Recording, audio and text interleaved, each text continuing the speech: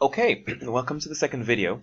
So far we've introduced pension funds and talked about the different types, the two types, occupational and personal pension. So let's first of all quickly just talk about this. In the book they give you a little table. It could look confusing, but let me just break down what that table is basically saying. If you do not work, right?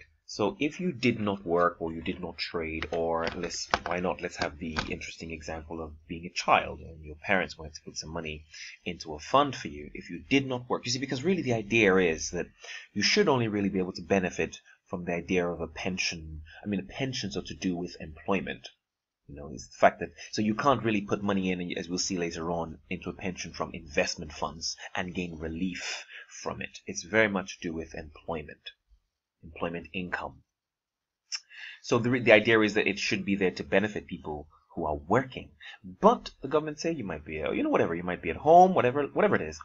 They allow you to gain relief on up to 3,600. So for example, you can put money up to you can put what, I said this earlier on, you can put whatever you like into a fund. But in terms of gaining relief, you will only gain relief of up to 3,600. And when we talk about relief, you could take this 3,600 and buy whatever it is, stock, assets. It can grow, all tax-free whilst in the fund. Anything you put in over that is not subject to this relief. But you can still put stuff in there. But in terms of the actual relief, this is all you can put. I hope that's clear. Again, same thing I'm saying here, you can invest any amount in there. And regarding relief, the first thing we'll sort of work with is that you can obtain relief of up to 100% of your relevant earnings. And we'll discuss the meaning of relevant earnings on the next slide. So relevant earnings include your taxable trading profits, your employment income.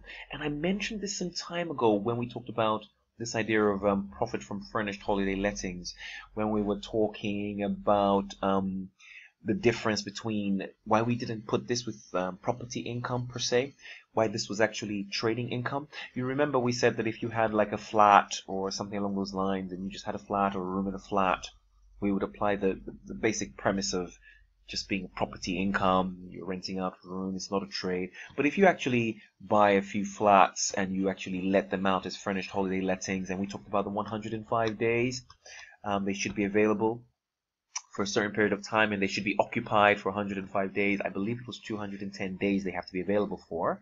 I might be wrong on this one, but I'll check.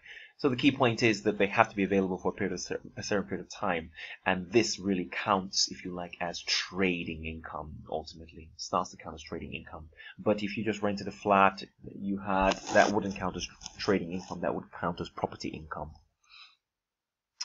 Right, remember we're still in the sort of self-employed individual kind of employee state of affairs, not in the company state of affairs.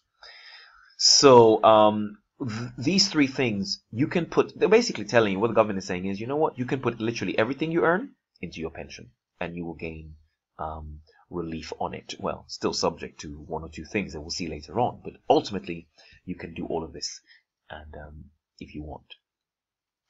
Now, again, of course, this is the full amount. This is the total amount. So even if you're investing in A, B, C, D, E different pension funds, so 5 different pension funds, if you like, this amount, this relevant earnings, must be spread, if you like, is a total for all your investments, all your pension income, your pension contributions, if you like, to all the 5, for example, 5 funds. So it's not, taxable trading profits for each fund. No, in total, this is the maximum you can have for across all your investments, all your funds.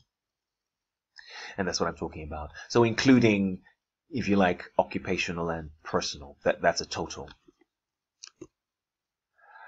So focusing a bit on how we get the relief.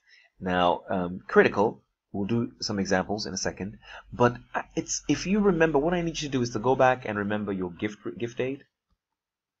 And it's exactly the same principle. I mean, I kind of highlight here exactly how gift aid works. So fundamentally, first of all, we talk about the basic tax relief. And I mean, I have to talk about this. I have to talk about personal pension scheme because as you can imagine with the occupational pension scheme, that happens automatically, right? Because if you have gross income, I mean, I still have a slide on this. If you have gross income and someone deducts your pension first straight away, well, you've gotten tax relief straight away, haven't you? With your occupational pension schemes. So if you deduct this pension scheme from your gross income, whatever is left, so whatever you deduct A, you now have whatever's left, B, that's what's taxed, so you have gained relief. So I'm not talking about that. The focus really isn't on that. What tends to be tricky is what happens to these self-employed people who are contributing to a pension scheme. And it's exactly the same way. So the government pretty much say, you know what, make your contribution net of the basic rate of income tax, and we will send through a balance of 20%. If you like. So fundamentally, if you're trying to get £100 into your pension scheme, all you have to do is send £80 to them, and the government is saying we will send the other £20 to them, and you will in the end have eventually £100 in the pension scheme. That is the principle. So again, when we look at exam questions, they will typically give you this amount.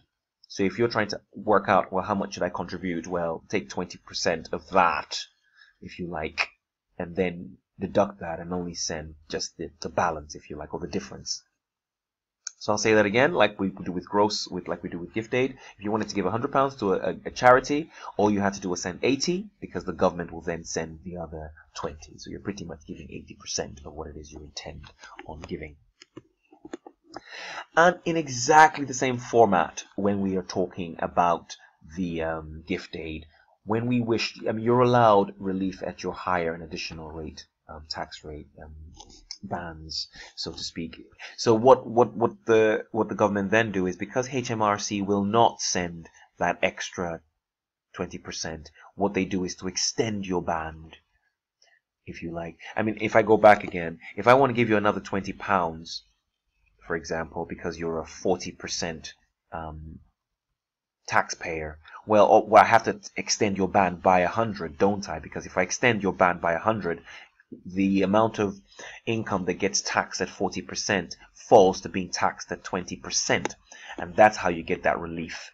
So what it means is that you need to extend the band by the full 100%, the full amount that would have gone into the pensions fund. And you would extend the additional rate band. So you have the 32,000 band extended by this 100%, and you would have the 150 band extended by this 100%. Same thing, just extending the band, if you see what I mean. So it's 8 minutes, so what I'll do is I will pause the video here. So that's the theory, and in the next video I will go through some examples.